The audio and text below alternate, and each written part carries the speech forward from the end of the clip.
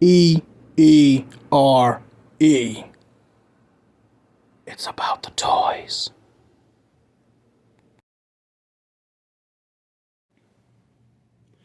Welcome to another episode of English Ode Reviews Everything. I'm your host and everyone's favorite flatmate, and this is, man, I'm so happy to say this.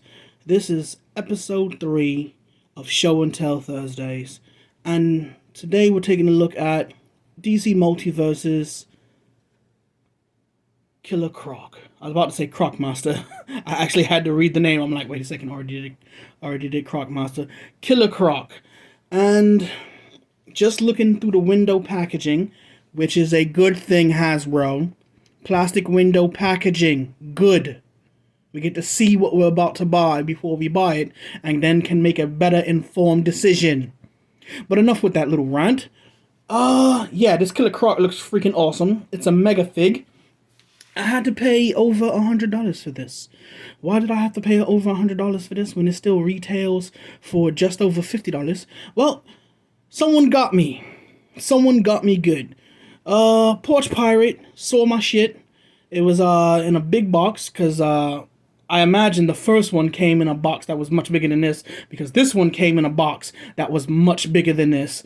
Luckily, this one came by USPS, the regular postal service. The other one, which was some shithole on Evil Bay, he shipped it through someone I never heard of. It wasn't shipped through normal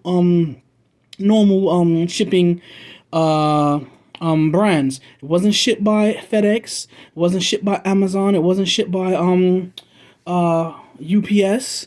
It wasn't shipped by USPS. It was shipped by some. I don't remember the name.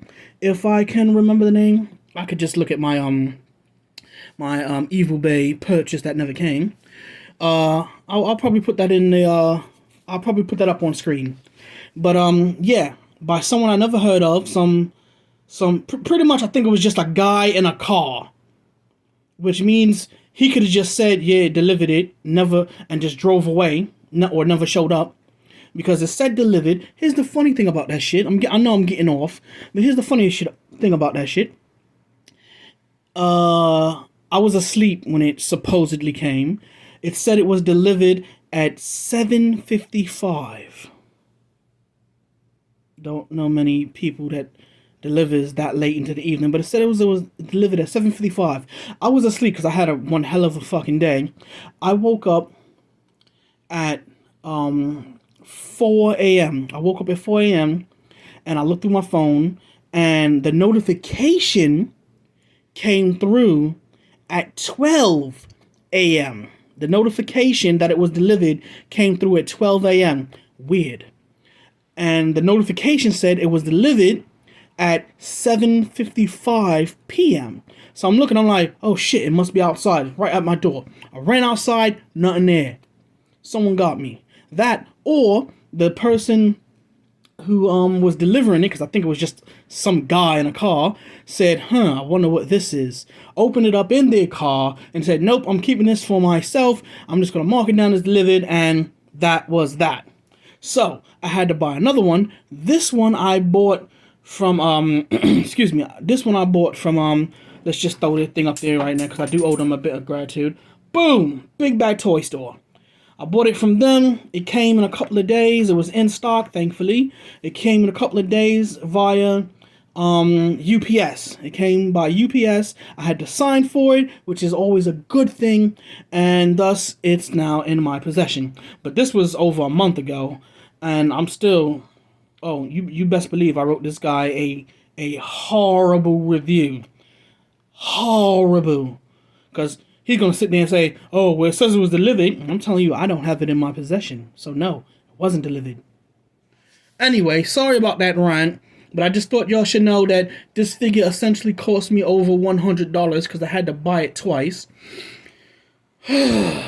Alright, so great window packaging. Get to see the full figure inside the box. You can see his little card in the background, his little stand, which is weird.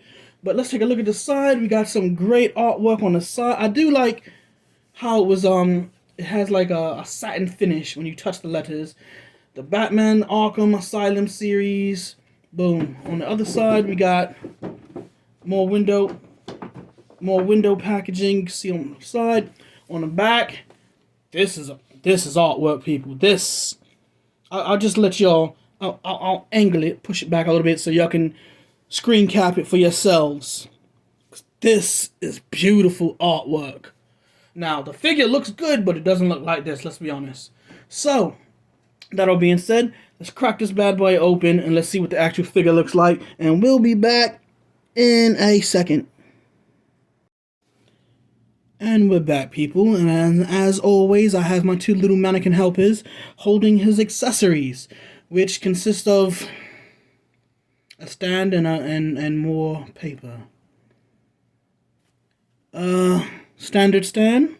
Y'all seen it when I did my my Thomas Wayne review, and if you've ever seen any, it's just a simple stand. And I actually like these simple stands. I wish I had more of them for my G.I. Joe Classified. Hasbro, hint hint, we need more stands. We need a pack of stands. And we have this paper, you can barely see it, card, a collectible card, Killer Croc. On the back, his bio. Go right ahead and you pause that if you want to read it. Boom. So let's toss that back over here. If I could get it to stand again. And there we go, that's good enough. So let's bring it into focus. Let's pull him to the forefront. He is a heavy, thick boy. I'm talking, he's about a pound of plastic, heavy plastic, which can't stand because of his damn, I hate that toe articulation. I really do. I could live without it. In my personal opinion, what they should have done was eliminated that toe articulation and give us a proper thigh rotation. Because all in all, that's all really McFarlane Toys is missing, is a proper thigh rotation.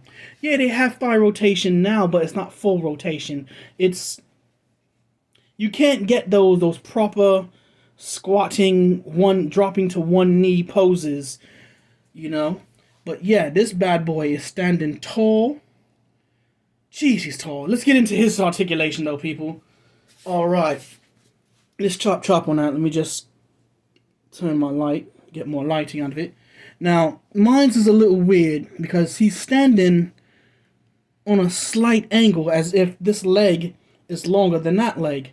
Because when I put that leg directly underneath, it's like he's trying to tilt to that side. It's weird. Maybe I just got a bad batch. Alright, so articulation goes as following. He has a ball joint at the arm. Let's get him in close. Where's my light? I need some light. There we go. He has ball joints in the arms, which allow him to hit those crazy T poses.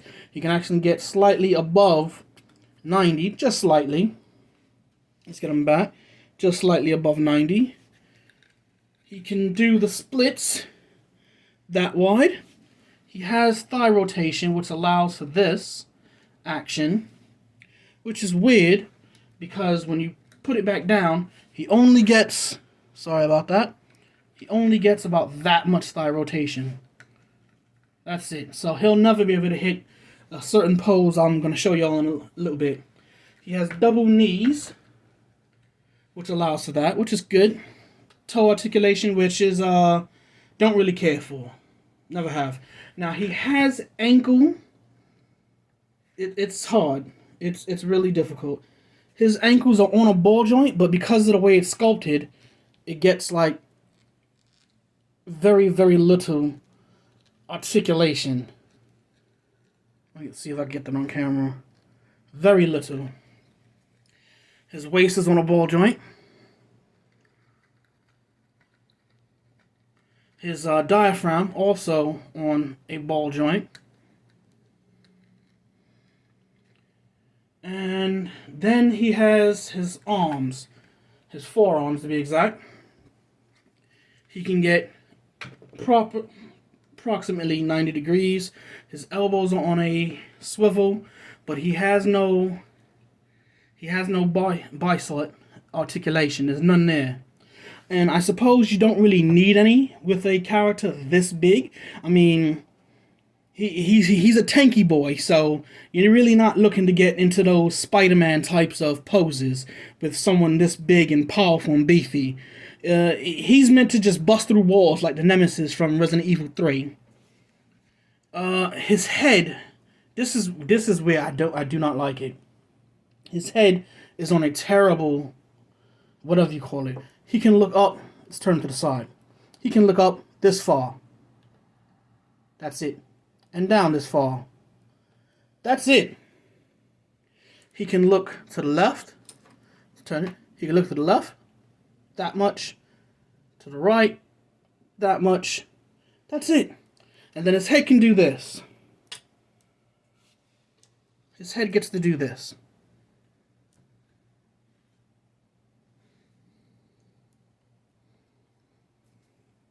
That's it. No. He's sculpted really well. The detailing is just so awesome. He is an excellent posable statue. That's what I say. The texturing is good. His rope belt, which actually feels like rope, is very, very malleable. But it's plastic. It's plastic, which is good. I do like that. And I've heard people complain about the diaper. And yeah, this is like a diaper. It's all weird like. But you can't argue with this.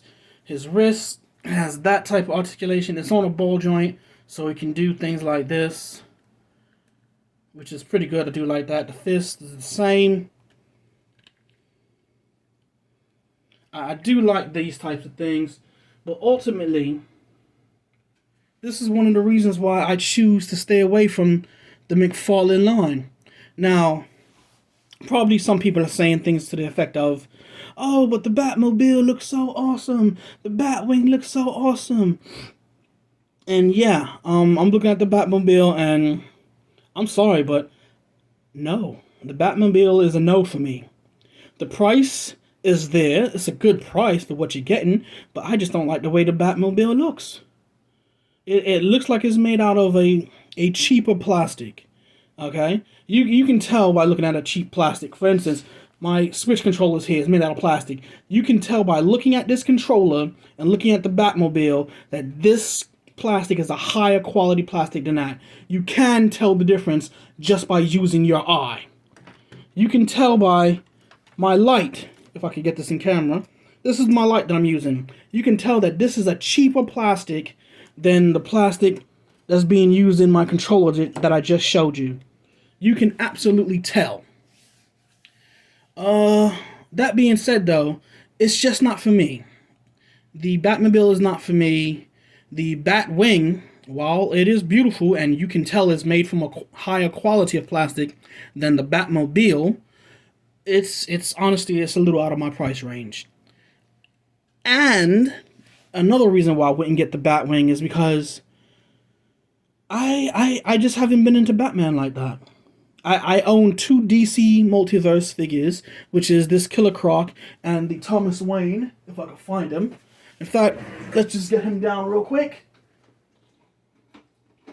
To do a size comparison. This is my Thomas Wayne. These are the only 2 figures I own from the McFarlane line, simply because I knew if I didn't get this when I got it, it was going to shoot up in price and I wasn't going to be able to afford it later, which is exactly what happened. And this Killer Croc, I wanted him to complete this little trio I got back going on back there. So let's get these things out of the way and take a better look. That can go down there. Okay, so let's just do this quick comparison between the Batman, Thomas Wayne's Batman. I'll use this stand just to stand him up real quick.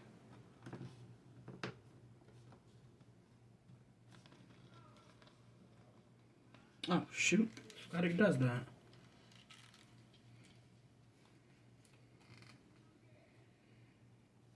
So here we are with the figures from all of the everyone, everywhere, everything, everyone, everywhere. Let's get Croc Master and Fiona down. And there you have it. Nice little quick comparison. Even with Croc Master standing in front from G.I. Joe Classified, Killer Croc towers over him. He towers over the Batman McFarlane. Get this light.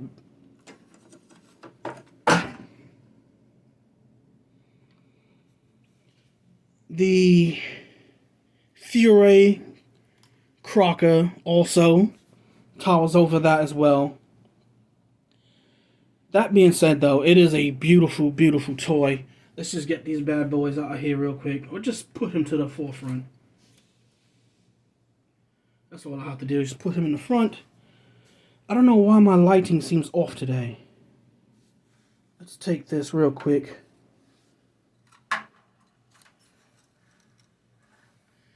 There we go. That's a little better. And as you can see, Killer Croc fits right in with Croc Master, Fiona, and Crocker. They all look really, really good together. And that is the whole set that I was trying to build. It's nighttime right now, so I'm gonna probably go outside and it's raining, mind you. It's nighttime and it's raining, so I think I'm gonna go outside and do a little bit of toy photography. Those damn toes.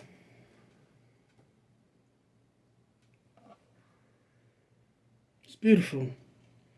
Anyway, people, if you've been enjoying my brand of entertainment, I am 2 subscribers away from hitting 200. So give me a like, give me a subscription, and remember, toys are art. Thanks for watching.